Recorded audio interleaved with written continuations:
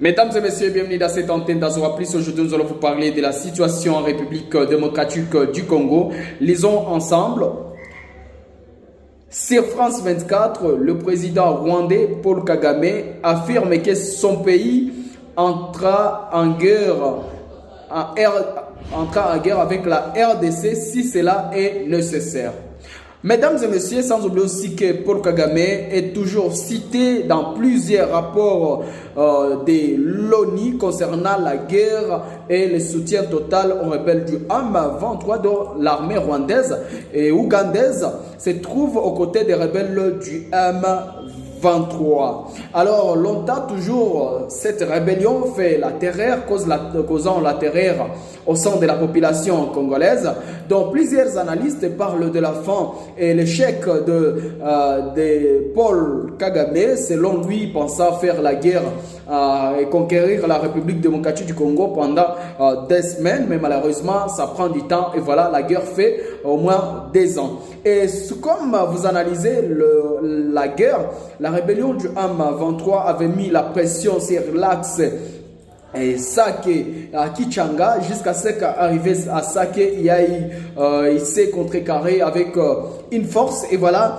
ils ont mis un peu la ceinture de Sake pour Sake Goma pour prendre la cité stratégique de Sake qui est dernier verrou pour atteindre Goma. Parlons un peu de Kibumba dont la rébellion aussi aurait avancé jusqu'à ce qu'on arrive à quelques kilomètres de la ville de Goma. Parlons aussi sur axe, on peut parler Mouchaki et tout, ils ont foncé jusqu'à ce que prendre même la cité stratégique de Rubaya et en allant vers que vous-même vous connaissez, mais aussi après des ceintures qu'ils ont commis, qu'ils ont trouvé, des ceintures des FRDC, ils ont changé de tactique, ils ont foncé vers Windi, apprenant aussi aux alentours de Kanyabayonga, causant la terreur, et cela devient un moment plus difficile pour la rébellion du M23 parce que là-bas il y a une ceinture, ça fait plus de 2 semaines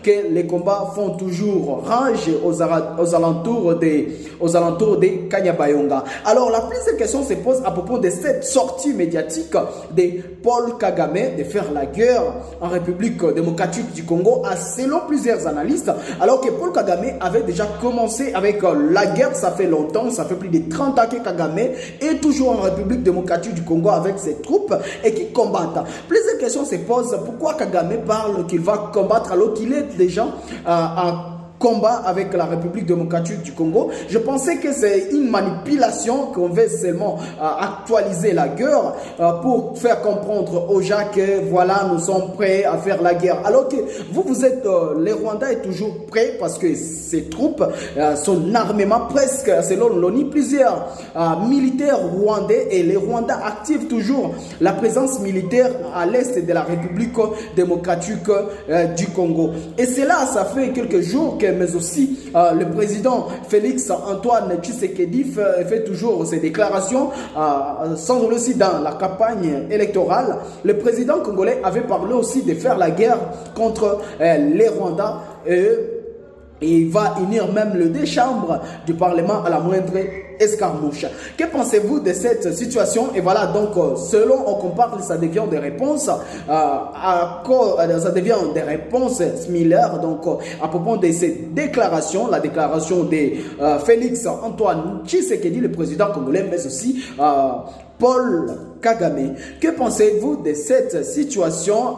Sans oublier aussi que Kagame, avec ses alliés, parce qu'il y a beaucoup de pays africains qui combattent aux côtés des rebelles du M23 en aidant Paul Kagame. Sans oublier aussi que les Kenyans, même quelques éléments du Kenya et d'autres sont visibles aux côtés toujours des rebelles du M23. Et sans oublier aussi l'Occident qui aurait même avec l'Union européenne qui aurait signé un accord à ce qui concerne les minerais avec les Rwanda. Après la prise de Rubaya et prise de toutes les cités stratégiques minières à l'est de la RDC, et voilà Kagame qui dit, voilà, nous sommes prêts pour faire la guerre. Mais sans oublier aussi que cette guerre commence à prendre d'autres allures, sans oublier aussi cette complicité de la communauté internationale. Plusieurs questions se posent. Pourquoi la République démocratique du Congo et les autorités congolaises restent toujours attachées à la communauté internationale? Voilà la réponse.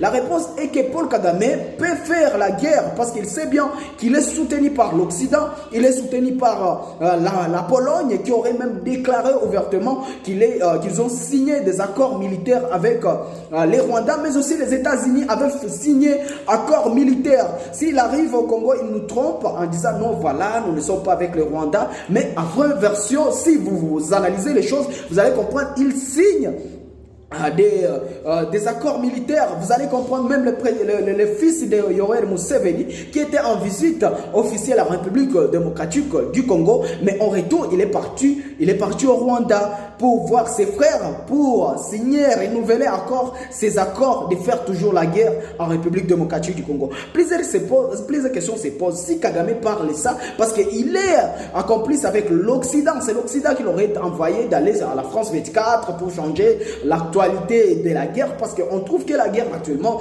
cette guerre n'est plus d'actualité. Alors pour faire l'actualité de la guerre, il faut que Paul Kagame se prononce à propos de cette guerre. C'est pour cette raison que vous avez vu cette sortie médiatique. Sans oublier aussi que nous parlons de ce que ronge la population congolaise, de voir toujours Félix Antoine Tshisekedi est toujours derrière les autorités aussi congolaises, se trouve derrière l'Occident, à sachant bien que c'est l'Occident qui finance les Rwandais, qui finance la guerre en République démocratique du Congo à travers ces organisations dont ils arrivent. Ici récemment, j'ai suivi un ambassadeur, je ne sais pas si c'est un représentant de l'Union africaine et l'Union européenne, qui aurait dit, voilà, s'il te plaît, exhortant donc on supplie les Rwandais de ne pas de retirer ses troupes.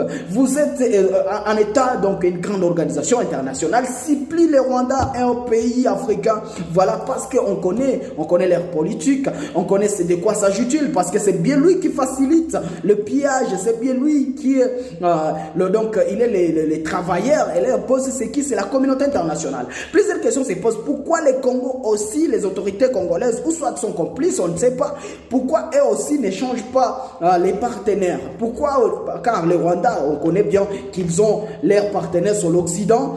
Et la RDC a quel partenaire? C'est pour cette raison que nous, en tant que peuple congolais, en tant que population, nous avons peur de cette communauté internationale parce que c'est eux qui nous font la guerre. Et vous allez analyser, Kagame, il est toujours là comme quelqu'un, mais la vraie guerre, c'est l'Occident. Et on a déjà analysé l'Occident.